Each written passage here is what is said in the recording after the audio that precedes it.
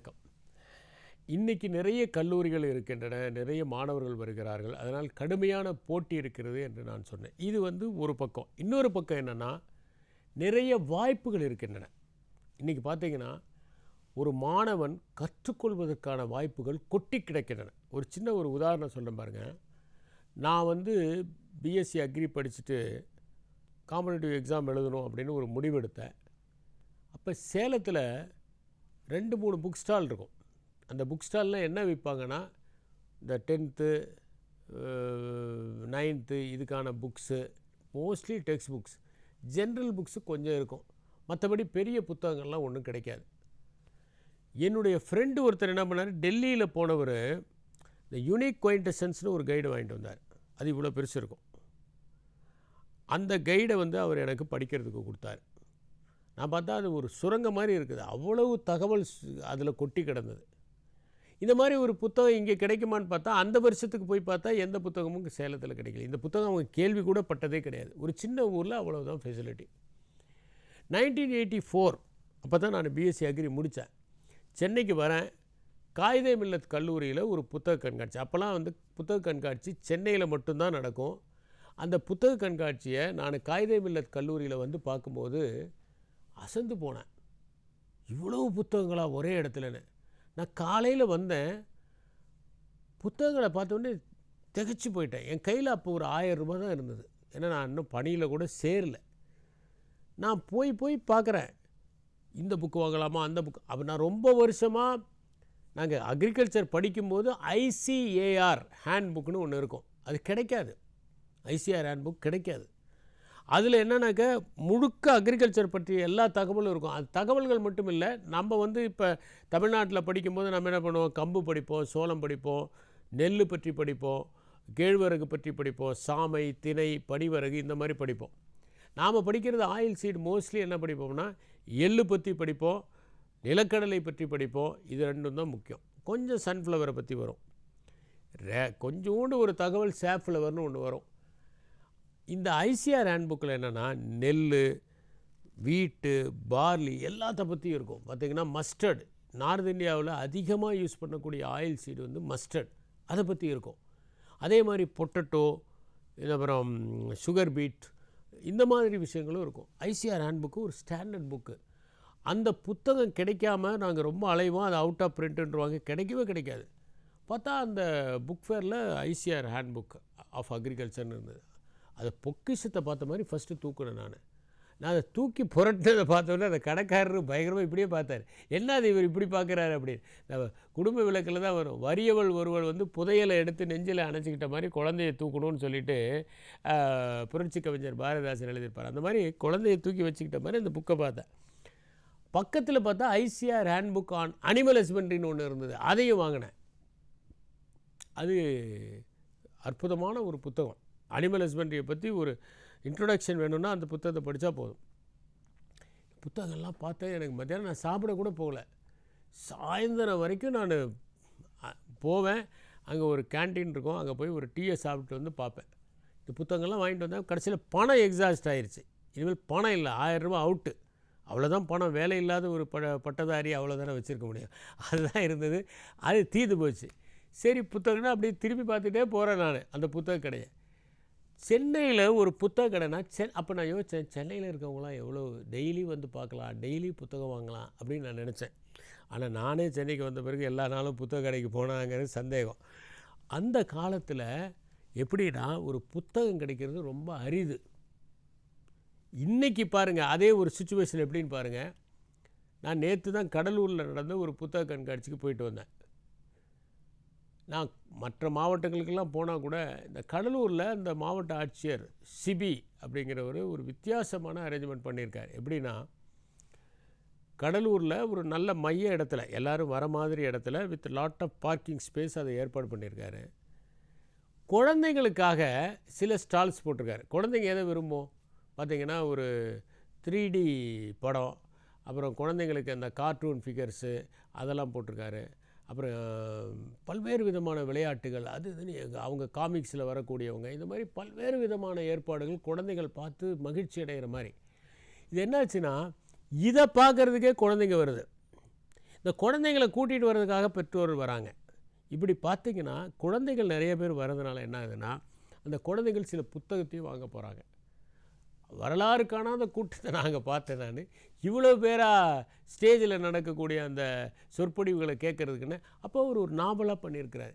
இப்போ என்ன பண்ணாங்க, தமிழ்நாடு அரசு வந்து எல்லா மாவட்டங்களையும் புத்தக கண்காட்சி ஆர்கனைஸ் பண்ணுறாங்க. அப்போ பாருங்கள், இன்றைக்கி எவ்வளோ வாய்ப்பு இருக்குது பாருங்கள். உங்களுடைய டோர் ஸ்டெப்புக்கே ஒரு 20 கிலோமீட்டர், 10 கிலோமீட்டர், 5 கிலோமீட்டர், மேக்ஸிமம் போனால் 60 கிலோமீட்டர் ட்ராவல் பண்ணிங்கன்னா ஒரு அற்புதமான ஒரு புத்தக கண்காட்சி இருக்குது. நீங்கள் என்ன வேணும்னாலும் போய் வாங்கிக்கலாம். எவ்வளோ பெரிய ஒரு வாய்ப்பு உங்களுக்கு கிடச்சிருக்கு. இந்த ஜெனரேஷனுக்கு கடுமையான போட்டிகள் இருந்தால் கூட அதிகமான வாய்ப்புகள் அள்ளி வழங்கப்பட்டு இருக்கின்றன. அப்போ நீங்கள் என்ன புத்தகம் வேணால் போய் அங்கே வாங்க முடியும். இது ஒரு பக்கம். சரி, புத்தக கடைக்குத்தான் போய் புத்தகம் வாங்க முடியுமா? இன்றைக்கி நிறைய பேர் புத்தக கடைக்கே போகாமல் புத்தகம் வாங்குகிறாங்க. எப்படின்னா, அமேசானில் புக் பண்ணிட்டா எல்லா புத்தகத்தையும் நீங்கள் வாங்கிட முடியும். நீங்கள் ஒன்றும் இல்லை, நீங்கள் இன்டர்நெட்டில் போயிட்டு உங்களுக்கு பிடிச்ச ஒரு ஆத்தர் இப்போ லேட்டஸ்ட்டாக ஏதாவது புக் எழுதியிருக்காரான்னு பார்த்தீங்கன்னா, இப்போ யுவல் நோவா ஹராரியினுடைய முதல் புத்தகத்தை நீங்கள் படிச்சிருக்கிறீங்க, sapiens the history of human kind புத்தகத்தை நீங்கள் படிச்சிருக்கீங்க. அவருடைய எழுத்து பிடிச்சிருக்குன்னா அவர் என்னென்ன புத்தகங்கள் எழுதியிருக்காரு அப்படின்னு பார்த்தீங்கன்னா, அடுத்தது டிஎஸ், ஹோமோ டிஎஸ், அடுத்தது 21 கொஷின்ஸ் ஃபார் 21st செஞ்சுரி, இப்போ நெக்ஸஸ்னு ஒன்று வந்திருக்கு. சரி, உங்களுக்கு பிடிச்சிருக்கு, டான் ப்ரௌனுடைய புத்தகம் பிடிச்சிருக்கு, டாவின்சி கோட்னா அவர் என்னென்ன புத்தகம் எழுதியிருக்காரு அந்த புத்தகங்கள்லாம் பார்க்கலாம்.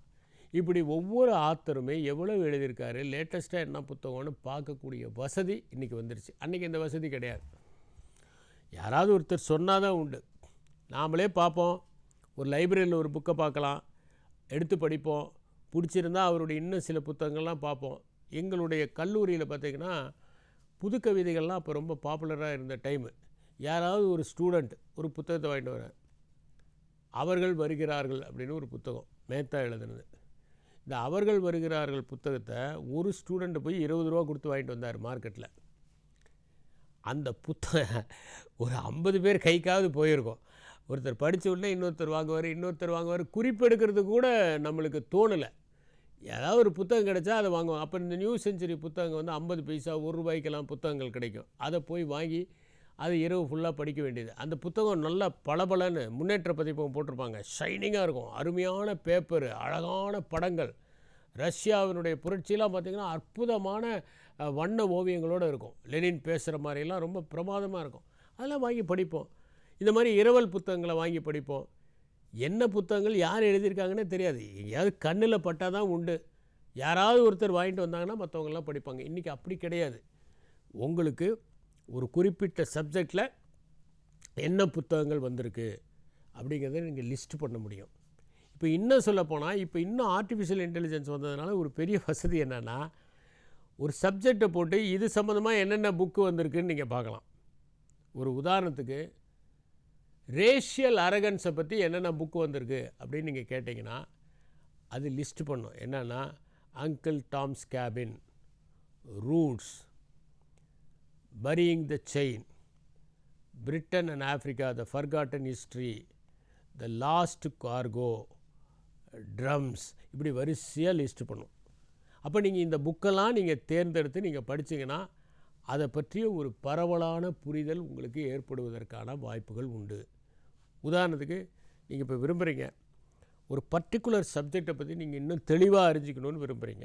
அது ஒரு பாடி லாங்குவேஜை பற்றி நீங்கள் தெரிஞ்சுக்கணும்னு விரும்புகிறீங்க. நாளைக்கு ஒரு லெக்சர் கொடுக்க போகிறீங்க, அதுக்கு என்னென்ன புக்ஸை படிக்கலாம் அப்படின்னு நீங்கள் விரும்புகிறீங்களோ, kindly list the books on non verbal communication போட்டிங்கன்னா வரிசையாக காஃபி டேபிள் புக்கில் இருந்து ரிசர்ச் புக்ஸ் வரைக்கும் எல்லாத்தையும் அது லிஸ்ட் பண்ணிடும். அதுக்கப்புறம் நீங்கள் தேர்ந்தெடுத்து படிச்சுக்க முடியும். இதற்கான வாய்ப்புகள் இப்போது வந்திருக்கு. அப்போ இந்த வாய்ப்பெல்லாம் கிடையாது. சப்ஜெக்டே என்னன்னு புரியாது. நீங்கள் புத்தக கடையில் போய் பார்த்தா தான் உண்டு. சரி, புத்தக கடையில் போய் பார்க்காமலே நீங்கள் புத்தகம் வாங்கலான்னு சொல்கிறீங்களே, அப்போ ஏன் நாங்கள் புத்தக கண்காட்சிக்கு போகணும் அப்படிங்கிற ஒரு கேள்வி எழலாம். என்னென்னா, புத்தக திருவிழாவுக்கு போகும்போது தான் என்ன விதமான புத்தகங்கள்லாம் அவைலபிளாக இருக்குதுன்னு தெரியும். என்ன தான் நீங்கள் ஃப்ளிப்கார்ட்டில் வாங்கினாலும், அமேசானில் வாங்கினாலும், அல்லது வேறு ஏதாவது ஆன்லைனில் வாங்கினா கூட, நீங்கள் ஒரு புத்தக கடைக்கு போனால் தான் வெவ்வேறு விதமான டைட்டில்ஸில் புத்தகங்கள் வந்திருக்குன்னு தெரிய முடியும். ஃபர்தர் ப்ரோவுக்கு வேணால் நீங்கள் அதை பயன்படுத்திக்கலாம். ஆனால் ஒரு புத்தக கடைக்கு போகும்போது இதுவரை நீங்கள் எதிர்பார்க்காத சில புத்தகங்கள் உங்களுக்கு கிடைக்கும். ஒரு உதாரணத்துக்கு நான் சொல்கிறேன் பாருங்க. ஐசக் ஆசிமோங்கிற ஒரு நிறைய புத்தகங்கள் எழுதியிருக்காரு. கிட்டத்தட்ட 500 புத்தகங்கள் எழுதியிருக்கிறதா நான் படித்தேன் ஒரு இடத்துல. அவர்கிட்ட கேட்குறாங்க, அவர் ஒரு rarest of the rare interview ஒன்று ரீசெண்டாக பார்த்தேன். அவர்கிட்ட கேட்குறாங்க, நீங்கள் உங்கள் மரணத்தின் போது என்ன உணர்வீர்கள் அப்படின்னு. இந்த கேள்வியை கேட்டால் நிறைய பேரால் பதில் சொல்ல முடியாது. ஆனால் அவர் சொல்கிறாரு, நான் என்னுடைய வாழ்க்கையில் என்னுடைய பிறப்பை அர்த்தப்படுத்தி விட்டேன். அதனால் எனக்கு எந்த விதமான ரெக்ரெட்ஸும் இருக்காது. நான் வாழ்ந்ததற்கான சில அடையாளங்களை விட்டு செல்கிறேன். உண்மையிலேயே அப்படிப்பட்ட ஒரு மகத்தான மனிதர் தான் அவர். ஹியூமன் பிரெயின் அண்ட் பாடியை பற்றி அற்புதமான ஒரு புத்தகத்தை எழுதியிருப்பார்.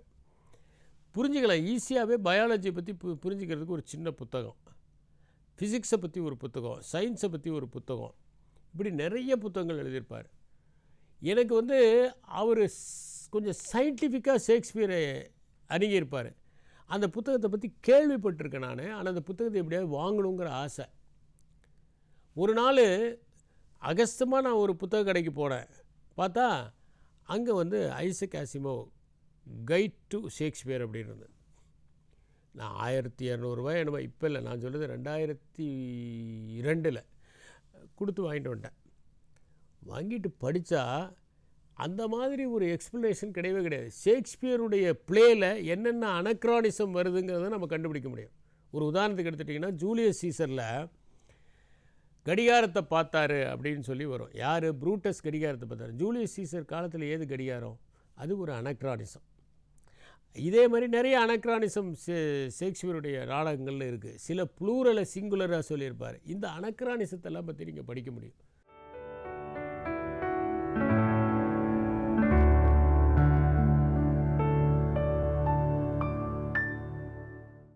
ஒரு மித்தாலஜி இருக்குது. ஒரு மித்தாலஜி ஃபார் எக்ஸாம்பிள் நீங்கள் எடுத்துக்கிட்டிங்கன்னா, ஷேக்ஸ்பியர் நிறைய அலூஷன்ஸ் நிறைய யூஸ் பண்ணியிருக்கிறாரு. நிறையா மெட்டஃபர்ஸ் யூஸ் பண்ணியிருக்கிறாரு. காரணம் என்னென்னா, இங்கிலீஷ் லிட்ரேச்சருக்கான பேசிக் ஃபண்டமெண்டல்ஸை எது சப்ளை பண்ணுதுன்னா, க்ரீக் லிட்ரேச்சரும் ரோமன் லிட்ரேச்சரும் தான் சப்ளை பண்ணுது. இலியடு, ஒடிசி, வெர்கில் இவங்கெல்லாம் எழுதுனதில் ரொம்ப இன்ஃப்ளூயன்ஸ் ஆகி அதில் இருக்கக்கூடிய அந்த மெட்டஃபர்ஸ் எல்லாம் யூஸ் பண்ணுவார் ஷேக்ஸ்பியர். அப்போ டாக்டர் ஃபாஸ்டஸ் அதில் கிறிஸ்டோபர் மார்லாம் யூஸ் பண்ணுறாரு. இந்த அலூஷன்ஸ் இதெல்லாம் இப்போ நீங்கள் ஷேக்ஸ்பியருடைய கைடு ஐசக் ஆசிமோவில் எழுதுனதை படிக்கும்போது அவர் எங்கெங்கெல்லாம் அது ரிலேட் ஆகிருக்கு அப்படின்னு சொல்லுவார். அதை படிக்கும்போது ரொம்ப இன்ட்ரெஸ்டிங்காக இருக்கும். அதே மாதிரி ஒரு ரீஜனை பற்றி சொல்லும்போது அது ஹிஸ்டாரிக்கலாக எந்த ரீஜனை குறிக்குது, ஜியாகிரபிக்கலாக எந்த ரீஜனை குறிக்குது, எந்த டைனாஸ்டியை குறிக்குது அப்படிங்கிறது தெளிவுபடுத்தியிருப்பார். இந்த புத்தகத்தை நான் புத்தக கடைக்கு போகும்போது தான் அதனுடைய முழுமையாக தெரிஞ்சுக்க முடிஞ்சது. என்ன தான் இருந்தாலும் அதை நம்ம ஒரு ஆன்லைனில் பார்த்தாலும் இந்த மாதிரியான ஒன்று. இதை பார்த்த உடனே அடுத்த முறை நான் அதே புத்தக கடைக்கு பார்க்கும்போது ஒரு புத்தகம் இருந்துச்சு. என்னென்னா, ஐசக் ஆசிமோஸ் கைட் டு பைபிள்னு. அந்த புத்தகத்தை எடுத்துகிட்டு வந்தேன். ஏன் அதை எடுத்துகிட்டு வந்தேன்னா, அது காரணம் என்னென்னா, நாட் ரிலிஜியஸ் ரீசன்ஸ். இங்கிலீஷ் லாங்குவேஜுக்கு அதிகமான கான்ட்ரிபியூஷன் பண்ணதில் ஃபஸ்ட் இடத்துல இருக்கிறது என்னென்னா கிங்ஸ் பைபிள் தான். ஜேம்ஸ் தான் என்ன பண்ணுறாருன்னா, அது வரைக்கும் நிறையா பைபிள் பயங்கர கன்ஃபியூஷன். இவங்க ஒரு பைபிளை போட்டால் அவங்களே எரிக்கிறது, பைபிளை எரிக்கிறது, இந்த மாதிரி நிறைய சண்டை சச்சரவு ஏகப்பட்டது இருந்தது. அவர் தான் என்ன பண்ணார், ஒரு கமிட்டி போட்டார். கமிட்டி உருப்படியாக செஞ்ச ஒரு வேலை அது. அந்த கமிட்டியில் என்ன பண்ணார்னா, பைபிளை ப்ராப்பராக தொகுக்க சொன்னார். அதுதான் கிங்ஸ் பைபிள்ங்கிற பேரோடு வந்தது. அந்த கிங்ஸ் பைபிளில் நீங்கள் இன்றைக்கி அதுதான் ஸ்டாண்டர்ட் பைபிள், ஜேம்ஸ் பைபிள்னு கூட சொல்லுவாங்க. அந்த பைபிள் இங்கிலீஷ் லாங்குவேஜுக்கு அதிகமாக கான்ட்ரிபியூட் பண்ணது. அவ்வளோ ஒக்காபுலரி. இப்போ நம்ம பார்ப்போம், பிளைண்ட் லீடிங் த பிளைண்ட், இதெல்லாமே அந்த பைபிளில் இருந்து வந்தது தான். அதனால் இங்கிலீஷ் லாங்குவேஜுக்கு அதிகமாக கான்ட்ரிபியூட் பண்ணது. ரெண்டாவது, அதில் நிறைய ஹிஸ்டாரிக்கலான ஃபேக்ட்ஸும் அதில் இருக்குங்கிறதுக்காக வாங்கிட்டு வந்தபோது தான். இப்போ ஒரு உதாரணத்துக்கு எடுத்திங்கன்னா, கார்டன் ஆஃப் ஈடன்கிறது எந்த இடங்கிறத ஐசக் ஆசிமோவ் சொல்கிறார். இன்றைக்கி ஜியாகிரபிக்கலாக அது எந்த இடம் அப்படிங்கிறத அவர் சொல்கிறார். இதையெல்லாம் நம்ம படிக்கும்போது அவ்வளவு இன்ட்ரெஸ்டிங்காக இருக்கும். பார்த்திங்கன்னா, எதுக்கு சொல்ல வரேன்னா, புத்தக கடைக்கு போக வேண்டும்.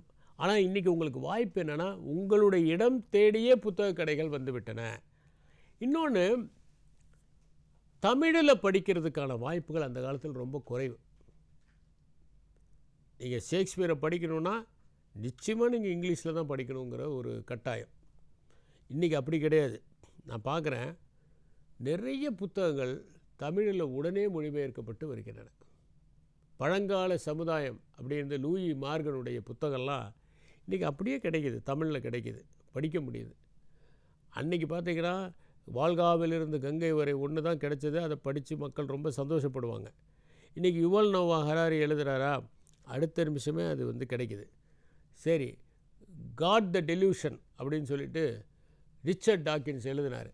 ரிச்சர்ட் டாக்கின்ஸுடைய புத்தகம் பார்த்திங்கன்னா இன்றைக்கி கிடைக்கிது, எளிதாக வந்து கிடைக்கிது. கடவுள் ஒரு மாயை அப்படிங்கிற ஒரு புத்தகத்தை வந்து வெளியிட்டிருக்காங்க. அதே மாதிரி இங்கர்சாலுடைய புத்தகங்கள்லாம் கிடைக்கிறதே கஷ்டம். ஏன்னா அவர் வந்து ஒரு வித்தியாசமான கருத்துக்களோடு சொல்லுவார். இதை நான் ஒரு முறை பேசினேன், டெலிவிஷனில் தான் பேசினேன், இங்கர்சாலுடைய புத்தகங்கள் கிடைக்கிறது ரொம்ப கஷ்டம்னு. அப்போ ஜெயகாந்தனுக்கு ஒரு நண்பர் இருந்தார், மோத்தி ராஜகோபால்னு.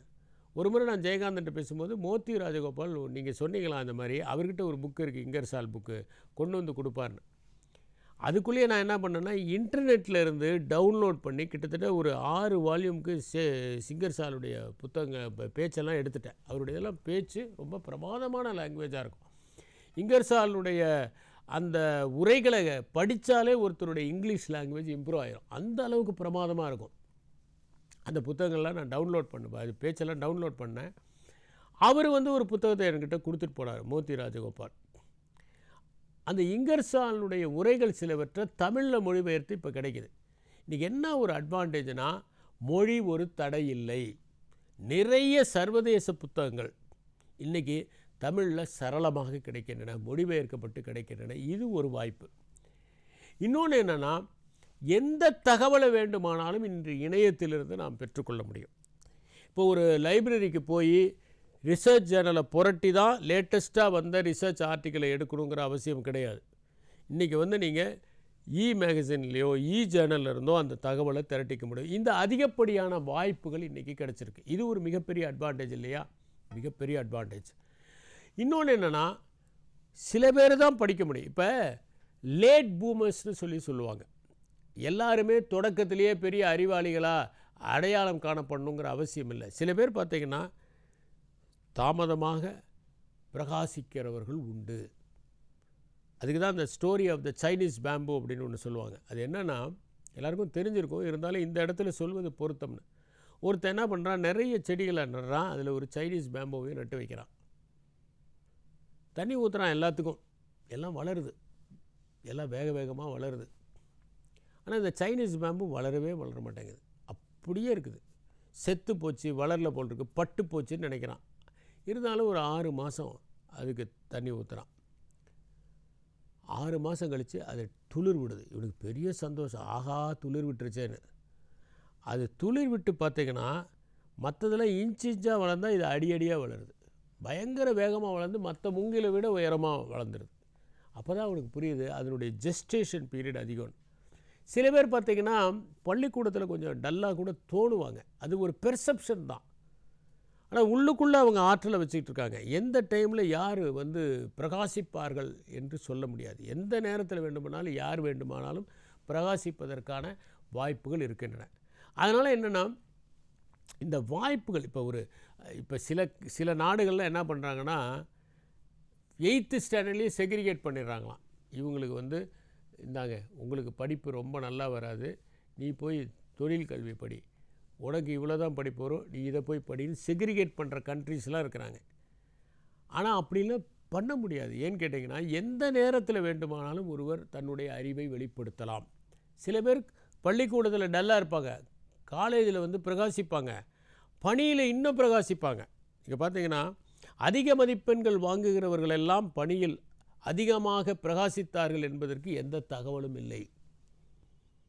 கம்மியான மார்க் எடுத்திருப்பாங்க, ஆனால் ஃபீல்டில் ரொம்ப சக்ஸஸ்ஃபுல்லாக இருப்பாங்க. எதனால் அது சாத்தியம்னா, அவங்களுக்கு நேட்டிவ் இன்டெலிஜென்ஸ் இருக்குது, 2வது ப்ராக்டிக்கல் விஸ்டம் இருக்குது, 3வது அவங்களுக்கு லீடர்ஷிப் குவாலிட்டிஸ் இருக்குது. இதெல்லாம் வச்சு அவங்க பிரகாசிப்பதை நம்ம பார்க்கலாம். இது எல்லாருமே இல்லை, நிறைய பேர் பிரகாசிப்பதை பார்க்கலாம். அதனால் நீங்கள் என்னென்னாக்க, ஒரு காலத்தில் என்னென்னா குறைந்த கல்லூரிகள் இருந்தன, சில பேர் தான் படிக்க முடியும். ஆனால் இன்றைக்கி அப்படி கிடையாது, நிறைய பேர் படிப்பதற்கான வாய்ப்பு, எல்லோருமே மேல் கல்வியை உயர்கல்வியை தொடர்வதற்கான வாய்ப்புகள் இருக்கின்றன. அதனால் அதை நீங்கள் பயன்படுத்தி கொள்வதற்கும் இன்று சூழல் சரியாக இருக்கிறது. இந்த சூழல் 50 ஆண்டுகளுக்கு முன்னால் இல்லை. இப்போ மொத்தமே ஒரு 7 இன்ஜினியரிங் காலேஜ் தான் இருக்கும். அந்த 7 இன்ஜினியரிங் காலேஜில் படிக்கிறவங்க அதோடு சரி, வேறு இன்ஜினியரிங் காலேஜ் படிக்கணும்னு ஆசைப்பட்டவங்க முடியாது. ஏதாவது ஒரு சயின்ஸ் சப்ஜெக்ட் சேர்ந்து படிப்பாங்களா, அது ஆர்ட்ஸ் சப்ஜெக்ட் சேர்ந்து படிப்பாங்க. சரி, அந்த கவர்மெண்ட் காலேஜில் படித்தவங்க மட்டும்தான் சக்ஸஸ்ஃபுல் ஆக முடியுமா லைஃப்பில்? கிடையாது. As I told you, late boomers இருப்பாங்க.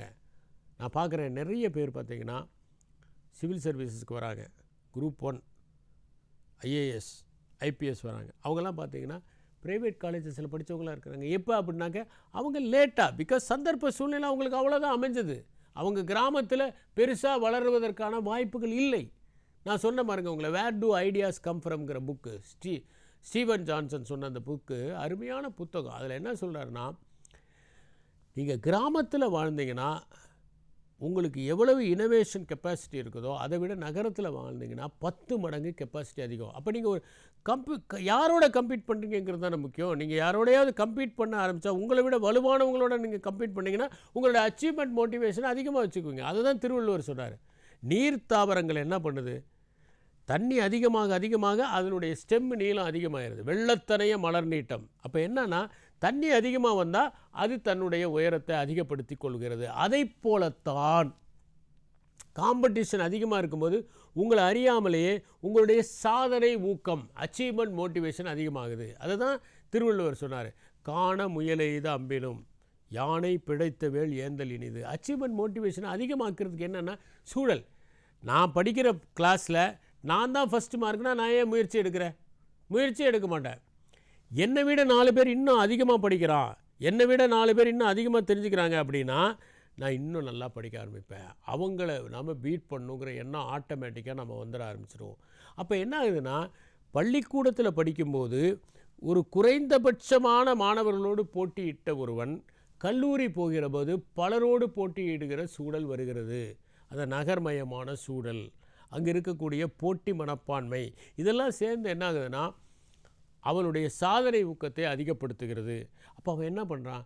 நல்லா படிக்கிறான். அதனால் அவன் ஒரு லேட் பூமராக ஆகிறான். அதனால் இன்றைக்கி இருக்கக்கூடிய சூழலில் உனக்கு இது வராது அப்படின்னு ஃபில்டர் பண்ணுறதில்ல. எல்லாரும் முடியும், அதற்கான வாய்ப்புகள் இருக்கின்றன. ஆகவே அதை நீங்கள் பயன்படுத்திக்கொள்ளலாம். இந்த வாய்ப்புகள் இன்று கிடைக்கிறது, அன்று கிடைக்கவில்லை என்பதை நாம் புரிந்து கொள்ள வேண்டும். இன்னொன்று என்னென்னா, இன்றைக்கி மேற்படிப்புகள் படிப்பதற்கும் தேடுவதற்குமான வாய்ப்புகள் அதிகரித்திருப்பதோடு அவை குறித்த விழிப்புணர்வுகளும் அதிகரித்திருக்கின்றன. இப்போ ஒரு காலத்தில் பார்த்திங்கன்னா மொத்தம் எத்தனை கோர்சஸ் இருந்தது? ரொம்ப குறைவான கோர்சஸ் தான் இருந்தது. இன்றைக்கி நிறைய கோர்சஸ் இருக்குது. இப்போ மெடிக்கல் ப்ரொஃபஷன் மட்டும்தான் முக்கியம்னு இல்லை. இன்றைக்கி பார்த்திங்கன்னா பேராமெடிக்கல் ப்ரொஃபஷனல்ஸும் நல்ல வெற்றிகரமாக நடக்குது. இன்றைக்கி பார்த்திங்கன்னா ஃபிசியோதெரபிஸ்ட் நிறைய தேவைப்படுறாங்க. ஏன்னா இன்றைக்கி ஏஜிங் ப்ராசஸ் அதிகமாகிட்டுருக்குது. இன்றைக்கி சீனியர் சிட்டிசன்ஸ் நிறைய பேர் இருக்காங்க. அவங்களுக்கு உண்டான ஃபிசிக்கல் ப்ராப்ளம்ஸ் இருக்கும்போது ஃபிசியோதெரபிஸ்ட்டு நிறைய தேவைப்படுறாங்க. அதிகமான ஏஜ் ஆகும்போது வீட்டில் இருந்து பார்த்துக்கிறதுக்கான நர்சிங் படித்தவங்க தேவைப்படுறாங்க. அவங்களுக்கு நிறைய பணம் கொடுக்கறதுக்கு தயாராக இருக்காங்க. பேராமெடிக்கல் ஸ்டாஃபை பொறுத்த வரைக்கும் தமிழ்நாடு மற்ற ஸ்டேட்ஸுக்கெல்லாம் வழிகாட்டுற அளவுக்கு இருக்குது. மற்ற நாடுகள்லேயும் இந்த அளவுக்கு பேராமெடிக்கல் கோர்சஸ் கிடையாது. அதனால் இங்கே படித்தவங்களுக்கு வெளிநாடுகளில் எளிதாக வேலை கிடைக்குது. அவங்க ஒழுங்காக நர்சிங் படிச்சுட்டாங்கன்னா வெளிநாட்டில் போய் வேலை செய்ய முடியும், அவர்கள் வசதியாகவும் வாழ முடியும். இந்த மாதிரி வாய்ப்புகள்லாம் அதிகரித்திருக்கிறது. நம்பர் ஆஃப் கோர்சஸ் அதிகரித்திருக்கிறது, நம்பர் ஆஃப் ப்ரோக்ராம்ஸ் அதிகரித்திருக்கிறது. அது மட்டும் இல்லாமல் அந்த கல்லூரியிலேயே என்ன பண்ணுறாங்கன்னா இவர்களுடைய திறன்களை அதிகப்படுத்துவதற்கான வாய்ப்புகளை ஏற்படுத்தி கொடுக்குறார்கள். ஒரு காலத்தில் எங்கள் காலேஜில் சில பேர் கண்டுபிடிப்பாங்க, சில ரகங்கள்லாம் கண்டுபிடிப்பாங்க. ஆனால் அதுக்கு பேட்டன்ட் வாங்கணும்னு தெரியாது. ஏதோ ரகத்தை கண்டுபிடிப்பாங்க, ஏதோ ஒரு புது மெத்தடை கண்டுபிடிப்பாங்க, விட்டுருவாங்க. இன்றைக்கி பார்த்திங்கன்னா இன்ஜினியரிங் காலேஜில் நிறைய பேர் பேட்டன்ட் வாங்குகிறாங்க. காலேஜில் படிக்கும்போதே ரிசர்ச் ஜேர்னலில் ஆர்டிகல்ஸ் எழுதுகிறாங்க. ப்ரொஃபஸர்ஸே போய் சொல்கிறாங்க, நீங்கள் இந்த மாதிரி ரிசர்ச் பண்ணுங்கள், நீங்கள் ஆர்டிகல்ஸ் எழுதுங்க, இன்டர்நேஷ்னல் மேகசினில் எழுதுங்கன்னு சொல்கிறாங்க. அப்போ இந்த மாதிரி வாய்ப்புகள் எல்லாம் நிறைய உருவாகி இருக்கின்றன. அதனால் இன்றைக்கி கடுமையான போட்டி இருந்தாலும் அந்த போட்டிகளுக்கு இடையே ஒரு வெளிச்சம் இருக்கிறது. அந்த வெளிச்சம்தான் நம் முன்னால் விரிந்திருக்கிற வாய்ப்புகள். அந்த வாய்ப்புகளை நாம் முறையாக பயன்படுத்தி கொண்டால் நிச்சயமாக கல்லூரி வாழ்க்கையில் வெற்றி முத்திரையோடு வெளியே வருவோம். நன்றி, வணக்கம்.